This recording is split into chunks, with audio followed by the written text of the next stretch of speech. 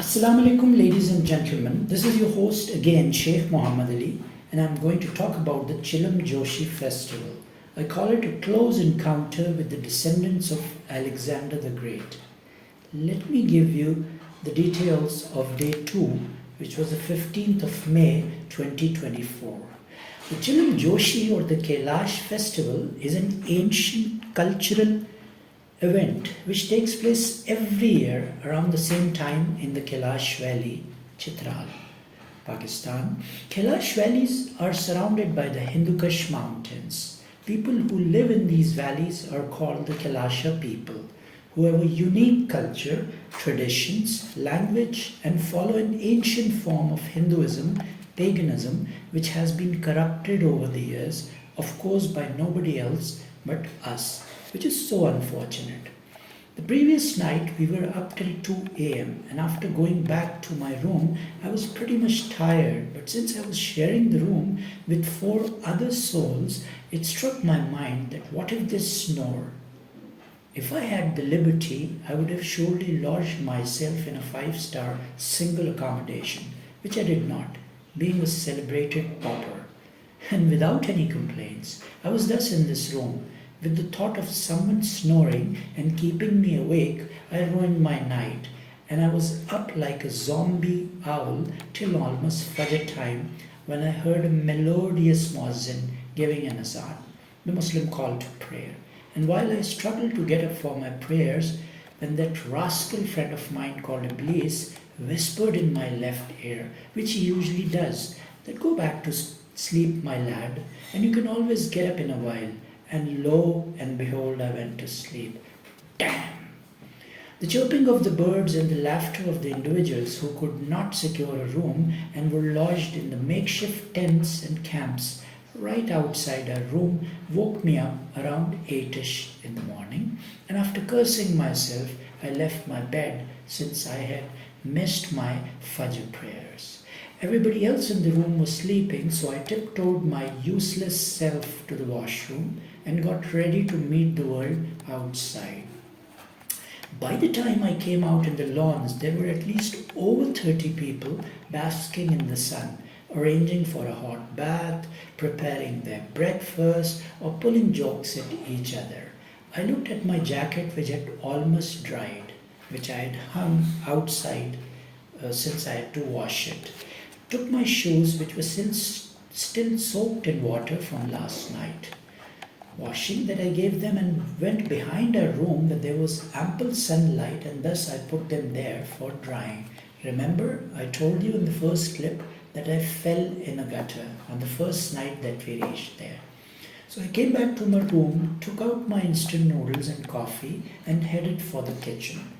An old friend who was also a tour operator, whose name is Saqib Khadim, was already in the kitchen with some of its clients and was preparing their own breakfast. I made friends with the head chef and boiled some water for my noodles and the coffee, and after preparing them, went out and looked for a quiet corner and enjoyed my breakfast and the copy of my Philosophy 101 book.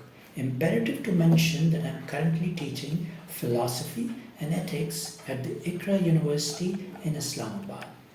Although the previous night we had planned to wake up early, have our breakfast, and attend the festivities.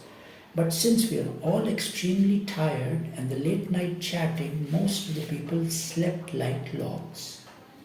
Nevertheless, some of us woke up on time, had our breakfast, and headed for a particular festival whereby the newborn babies, along with their mothers, were expected to gather for this particular religious ceremony.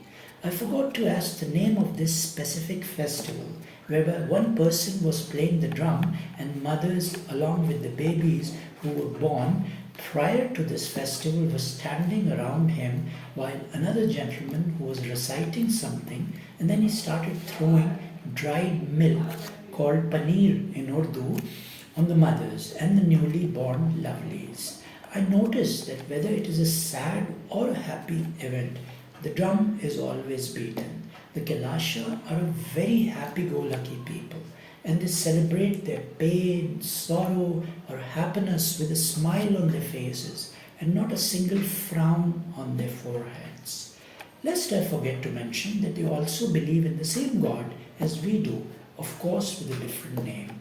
The spring Chilam Joshi festival is celebrated to enjoy the advent of spring, just like Nowruz, which is celebrated even today in Iran and some other countries, including Pakistan, which brings good news for the crops, their fields, their families, their animals, and thus the men folk drink local wine and dance their hearts out, while the women also join them on this festive and jubilant occasion.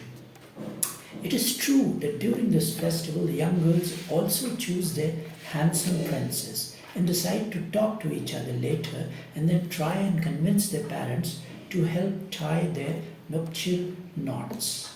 Not always, but sometimes they also run away with their husbands to be, but they do not leave the periphery of the three Kailash valleys and their subsequent adjoining villages. Now enter us, the hungry wolves, who long for and feast on half-baked knowledge and mostly uncooked stories and the misleading media parade and charade. While keeping our women in 7 veils, we disembark in the Kailash Valley like hungry, ill-mannered wolves, thinking that these same girls will also run away with us and would be available like ripened grapes on trees. And all we have to do is visit one of the 3 valleys and enjoy the bounties of the small gods who live and nurture in our convoluted minds. And thus we saw these men all over the place with the mouths hung open and looking for baits, although on the other hand, the Kailash menfolk have educated themselves over the years, are very well-mannered, polite and humble towards all these rascals. Even some of the girls have completed their bachelor's and master's in different subjects from Chitral, Peshawar, Islamabad and even Lahore, and are ready not to be harassed and guard themselves and their families against the evil eye and the minds of the uneducated, uncultured and uncouth animals, myself included, who visit in hordes, especially during the Chilam Joshi festival. Apparently this festival has been much publicized and thus made more commercial, and also that is celebrated between the 13th and 16th of May every year, whereby the temperature and weather is bearable and thus a tendency to visit more. The other 3 festivals happen in summer, autumn and winter and are less publicized currently, therefore only foreigners and overseas Pakistanis visit in those particular days.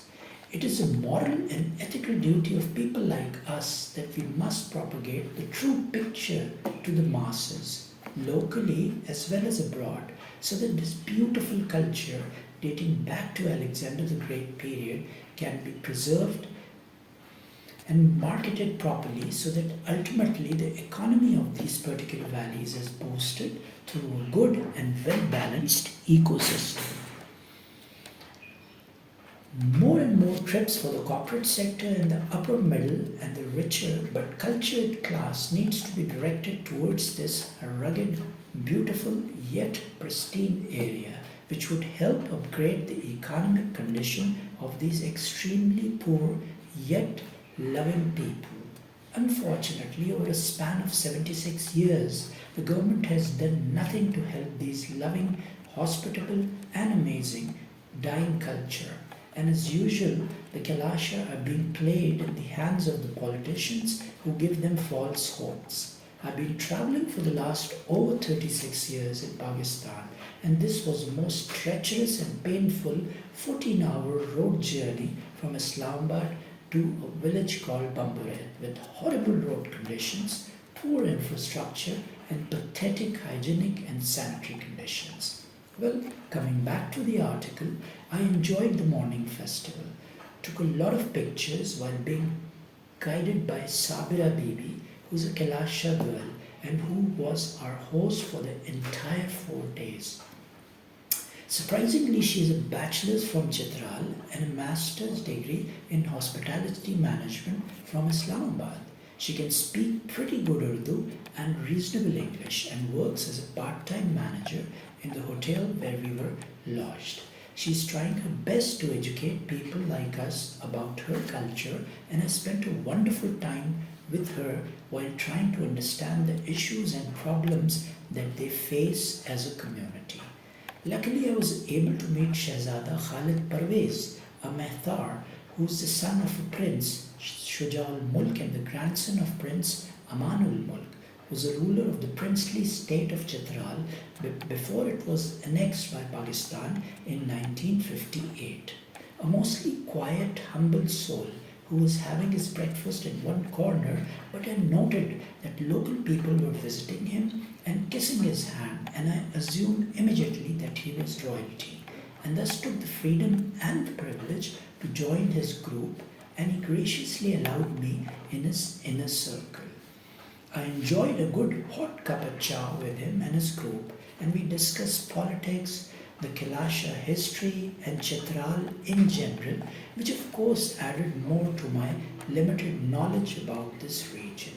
As soon as my tribe was up and ready, we went and enjoyed the second part of the festival, where there was a lot of singing, wine drinking, and dancing, and the entire mood was so happy and festive that we all enjoyed the beat of the drums and forgot the pain and sorrows which are aplenty in our miserable lives.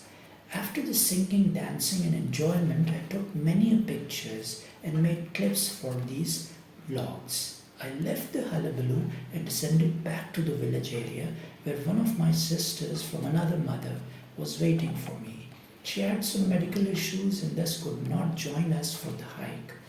Later, the rest of my tribe joined us and we shot many pictures, offered a Zohar prayer, and retreated back to our nest.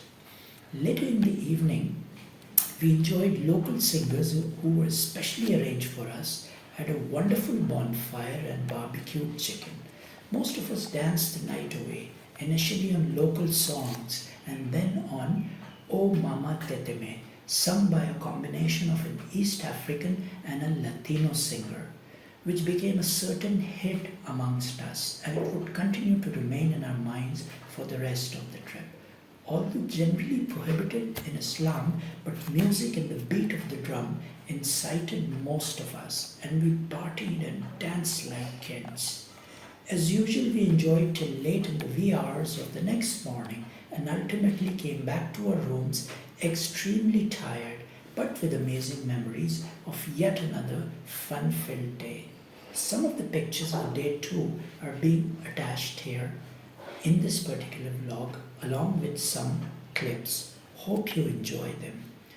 Don't forget to drop a comment, share this clip if you like it, and subscribe my channel.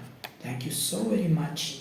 Till we meet again for the details of the day 3 of the Chilam Joshi festival. You take good care of yourself. Allah Hafiz.